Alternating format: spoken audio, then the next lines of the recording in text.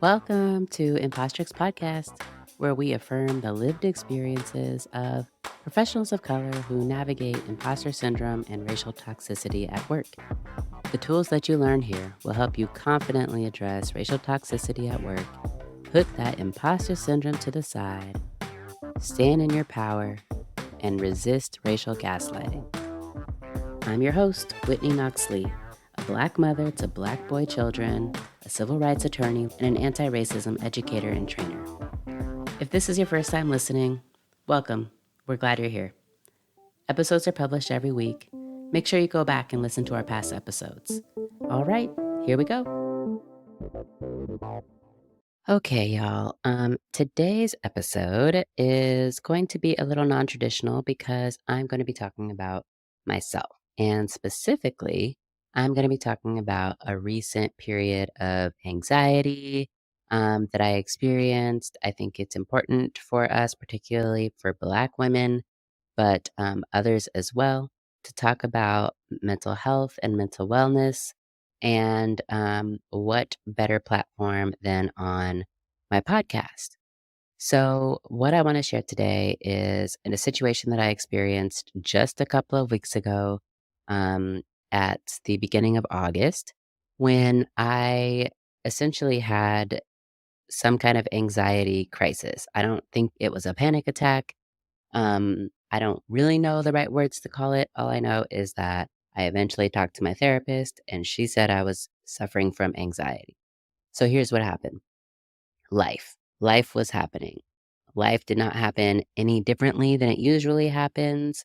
But in my life, because if you recall from a couple of episodes ago when I did, I think it was episode 4 or episode 3, when I talked about the types of imposter syndrome, I talked about the superhuman or the super person type of imposter syndrome.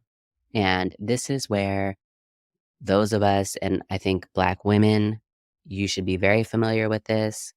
We think that we can do everything all the time, that we can do everything at 100%, that we were going to be successful in everything.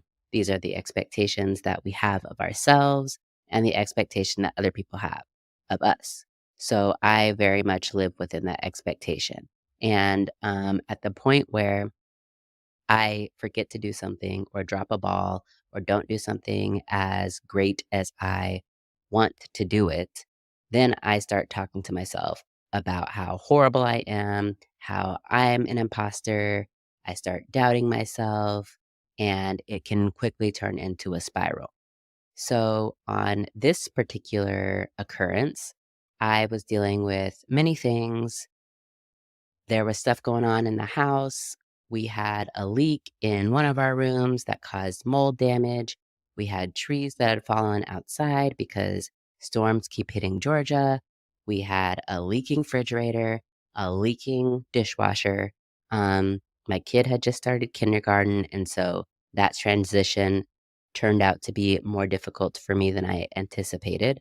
And work was picking up in that I was traveling for work much more than I ordinarily travel. The other thing that was going on was I launched a podcast, of course. As you know, since you're listening, thank you for listening.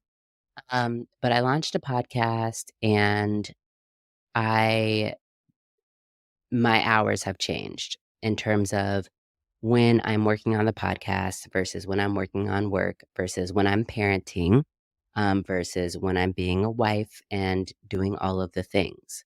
Um, and so I really fell out of a routine of doing the things that I need to do to take care of myself.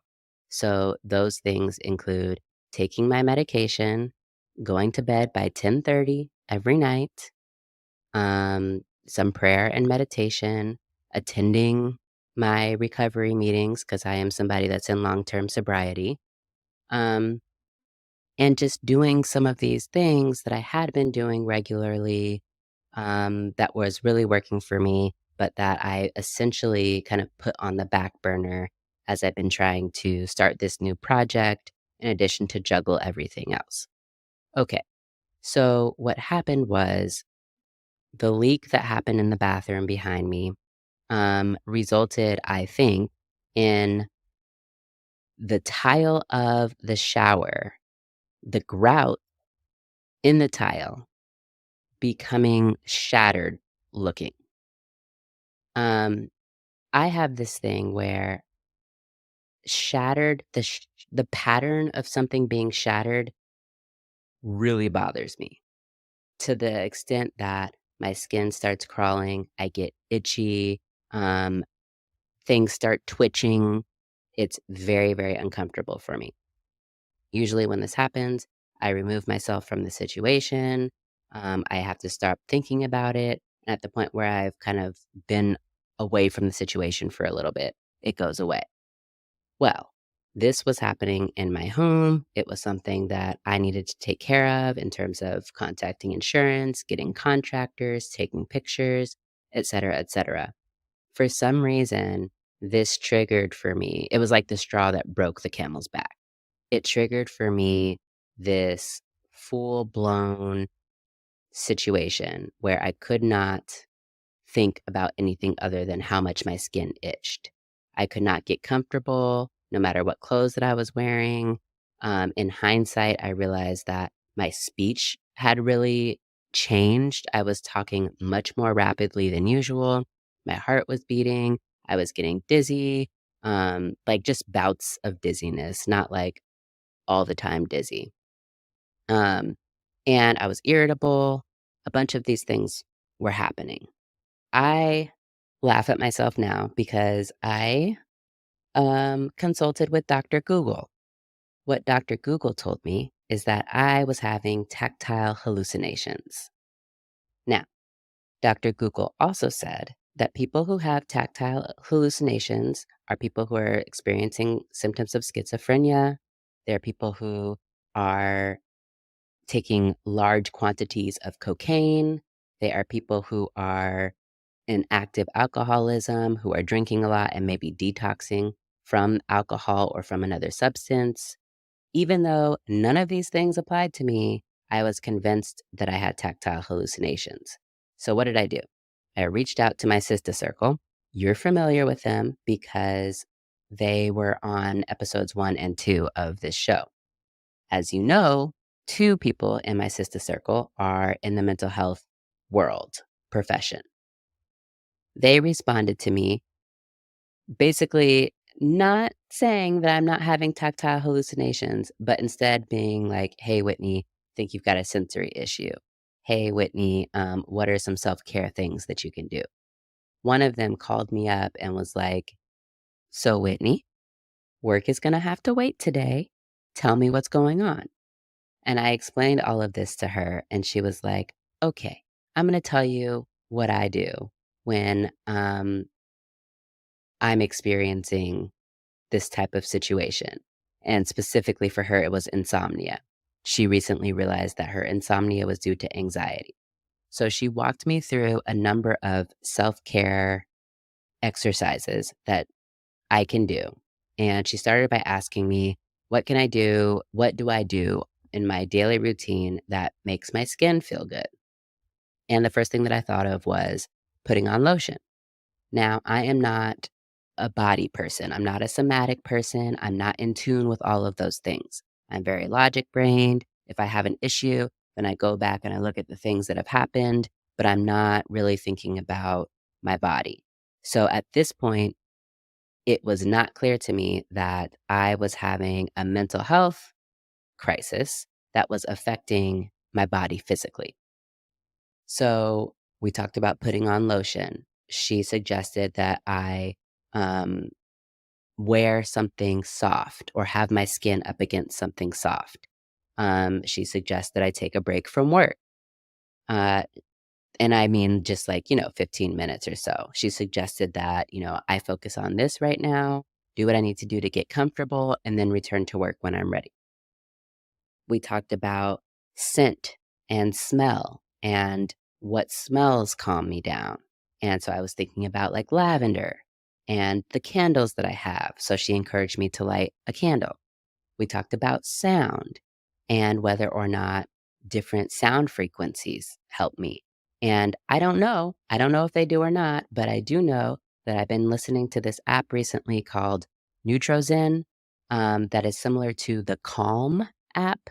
It doesn't have like meditations, if you will, but what it does have is various music frequencies or sound frequencies that are created to help you sleep better, for example, or relieve some anxiety or relieve stress. And I believe that the owner or the creator does actually create meditations for you, but I haven't done that yet. I'll actually put a link to this app in the show notes because I really like it and I recommend it. Um, so we talked about that. We talked about, um, what I was eating and drinking, and had I had any water. We talked about a number of things that day I did because basically I was desperate. Like, if you would have told me the week before, Whitney, go put a soft blanket on your skin, I would have been like, but why? But I was desperate. So she also suggested that I speak to my therapist. Lucky for me, I had a therapy appointment that night. I am somebody that goes to therapy. I believe in therapy. I benefit from therapy. And right now I have a therapist. So I do all these things. I start feeling a little bit better. That's great. When I go and talk to my therapist, though, what she identifies for me is not that I'm having tactile hallucinations, but instead that I'm experiencing anxiety, and specifically that I'm experiencing physical symptoms of anxiety. And when I tell you, I had a really difficult time believing her. I was much more ready to believe that I was having tactile hallucinations than I was anxiety. But then I thought about all of the things that I had been experiencing recently, all of the red flags. So, for example, one of them was I had been up until 2:30 a couple of nights before re-editing a podcast episode that I had already edited months before. I listened to the episode, I didn't like it, I thought I could make it more perfect, and so I stayed up until, I kid you not, 2:30 in the morning. I went to sleep that night because my husband woke up for a midnight snack, saw me awake, and sat on the couch behind me looking at me like I was crazy until I got uncomfortable enough to get up. So, red flag number one, I'm working very, very late into the night, thinking that I can make something perfect, driving myself absolutely crazy. But the other things that I was experiencing are the rapid breathing. My skin was hot, so I was sweating a lot. I was having dizziness, which I thought was vertigo. I couldn't concentrate on anything other than how my skin was physically feeling or how I was going to get the situation with the leak fixed, like ASAP. I was irritable. I was restless and I had trouble sleeping. I had had gastrointestinal problems. And when I went and looked at the signs of anxiety, all of these signs are experiences that people have when they're suffering from anxiety. And I just didn't know because for me, anxiety has typically shown up as like, yes, racing thoughts, but really more so like an obsession over a worry that I have. And not so much like I've never recognized it in how I feel physically. Now, in hindsight, I know that the vertigo that I've been diagnosed with maybe 10 years ago, that I went to a number of doctors about, that I went to an allergist and got on sinus medication for, that I went to a physical therapist and did physical therapy around the equilibrium of my ears or whatever. The vertigo is really dizziness and it's stress and anxiety related. How do I know this? I had to go into that room to take photographs for insurance. And the moment that I walked into that room, I got dizzy. And then I had to go back and like I Googled dizziness because I couldn't even identify that what I was feeling was dizzy. And I certainly couldn't identify that dizziness was a sign or a symptom that people can experience when they're feeling highly anxious. The other thing that my therapist pointed out to me is that I was off of my medication. When I had my first child 6 years ago, experienced postpartum depression. I took an antidepressant slash anxiety medication for that and basically just continued through my next pregnancy. And I've stayed on it. And I've stayed on it because, I mean, it's been working for me. Like, I don't have any problems with it. I don't have any negative side effects. So I'm kind of like, if it ain't broke, don't fix it. But what happened as I had gotten out of my routine, including my evening routine, I had gotten out of the routine of taking my medications. And then, even though I was taking my medications every now and then, I eventually ran out. And I had been out of that medication for 2 weeks. And now I'm having this full blown anxiety situation. So for me, what I really learned about myself is one, I actually do have anxiety. Like, I wasn't really quite sure that I did. I wasn't trying to test the notion of me having anxiety or not, um, but I have anxiety. And furthermore, my anxiety does show up in my body if only I open my mouth and talk to somebody about it instead of keeping it to myself, trying to deal with it myself, trying to diagnose myself with tactile hallucination, because it really did take other people having input. And this is the type of thing where, like, yeah, it made me really uncomfortable and it lasted for multiple days, which is why I ultimately did open my mouth and talk to people about. But usually when this happens, it's only happening for like a day. And it will have come and gone without me really spending this much time on it. So I would have never told anybody. The dizziness, I absolutely did tell people about because it was worrisome to me. But even then, I don't remember ever being asked about anxiety or stress because I'm realizing that I really had no idea how to identify anxiety in myself. So I'm sharing this experience not for, I don't know, pity or even support or anything like that. I'm sharing it with you because I want you to know that if you're experiencing something similar, that it's worth talking to somebody about and not even a professional, like even just friends, even your partner.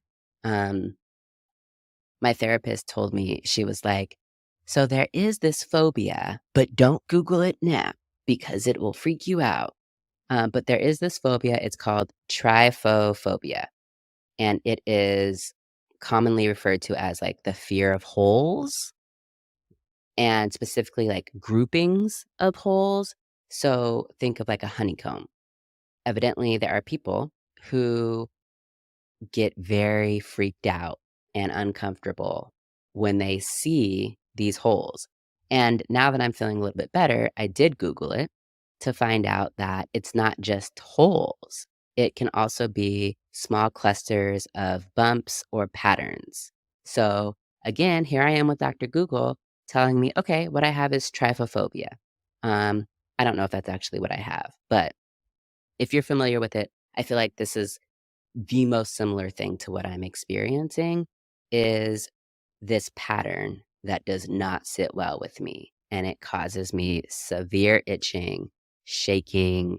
It's a very visual thing. I don't have to touch it. I don't have to do any all I have to do is see it, and then it, like, triggers in me this response. And what happened was being triggered with that, plus all the other stuff that was going on, plus not being on the medication that I had been on for 5 years, um, really just caused me to have this spiral. And I think how it relates to imposter syndrome is again because of how I deal with imposter syndrome or how I experience it is this needing to be perfect in everything and needing to juggle all of the balls. And the moment that a ball drops, like all of a sudden I ain't good for shit, you know? Um, So I am just so grateful that I utilized the resources that I had available to me.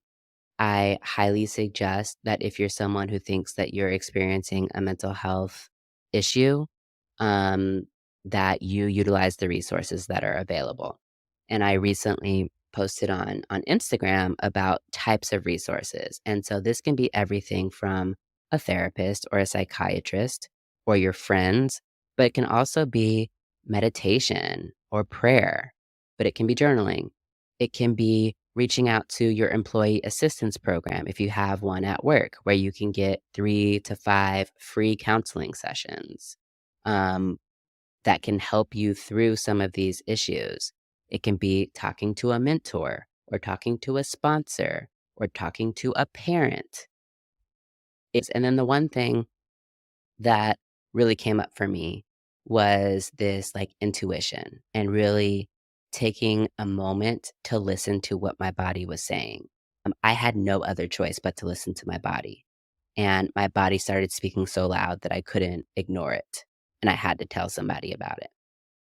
Um, I did after realizing all of these things, after realizing that the bathroom was triggering me, I had my husband take over dealing with all of that stuff so that I didn't have to look at it. And it sounds weird, like it sounds really weird as I'm saying it. And, but I can just imagine that I'm not the only one. If I'm the only one, okay, all right, I'm, I got issues. But I just imagine that there are other people out there who are listening, maybe you, who have experienced something similar. I'm just so grateful to have the insight now and the wherewithal of what certain triggers are and what certain symptoms are. That the dizziness, if I start feeling dizzy, am I feeling overly stressed? Am I feeling anxious about something? And am I doing the self care? Because I don't know about you, but for me, self-care has really looked like a once a month or once a quarter massage, or spending money to get my nails done, or going out with the girls for a dinner. It always looks like something that means I'm spending money, and it's like a special event. What can I do to make self-care be a daily thing, a daily ritual that does not cost me money and that does not mean taking 2 hours out of my day because that's not realistic for a working mom like me. So what are the things that I can do on a daily basis that I can put into my routine? So here's what I've established for myself. Taking some extra time to put lotion on in the morning, listening to sounds that help me, smelling scents that help me. So lighting my candles, or if I'm at work, I have a diffuser at work. So turning on the diffuser and putting some lavender in there. I really like lavender. Drinking tea. Here's a God shot for you. The day that all of this was happening, that, like, it all came to a head and I had all these conversations and it clicked that it was anxiety, one of my best friends, Sasha, who lives out in Oregon. Hey, Sasha, I love you, girl. She sent me my favorite tea from, this place. Oh gosh, what's the name of it? It's my absolute favorite tea, Chesser is what it's called, and I'll put a link for that too because I love it and I turn everybody onto it. She had bought me this tea care package to celebrate the launch of the podcast, but because they were waiting on a leaf to come in because these are people who, like, mix their own teas. They were waiting on a leaf to come in, so the order came late. The order arrived on this day. So I got off the phone with my therapist. I went downstairs. There was a box of teas. One of them was a root chakra tea. I don't know nothing about no chakras. I'm not gonna pretend like I do, but I read the package, and root chakra has something to do with skin. I don't know, but I drank that tea, and it did help me. So that was just a God moment for me. But anyways, so drinking teas, I'm also drinking a magnesium supplement. It's called Calm, and it helps with sleep. So I'm doing these things now. Also, I'm back on my medication, thank God. Um, and then I'm also actively trying not to live in my perfectionism and not to live in my superwomanism. I'm trying to delegate tasks, let other people do things, ask for help when I need help, take a step back when I need to take a step back and not feel guilty about it, but instead consider it an act of self love and consider imperfection an act of self-care. I'm trying to do all these things so that my journey to do all of these things that I want to do can be a sustainable journey because it can't be sustainable if I'm fizzling out. And a couple of weeks ago, I was fizzling out. I was not I was not going to be able to do work that day. So, look, the other thing that I want to share with you is that if you are somebody who deals with mental health issues and you don't know where to turn, you can call the suicide prevention hotline, which is the numbers 988, and you can speak to someone on that hotline. There's also a text crisis line. That line is also open 24 hours a day. That line is 741-741, and you will text the word home, and you will be connected with a trained crisis counselor. Calling 988 or texting 741-741 is free. You can do it anytime. You can do it privately. Um, I encourage you to use these resources because, look, we're amazing.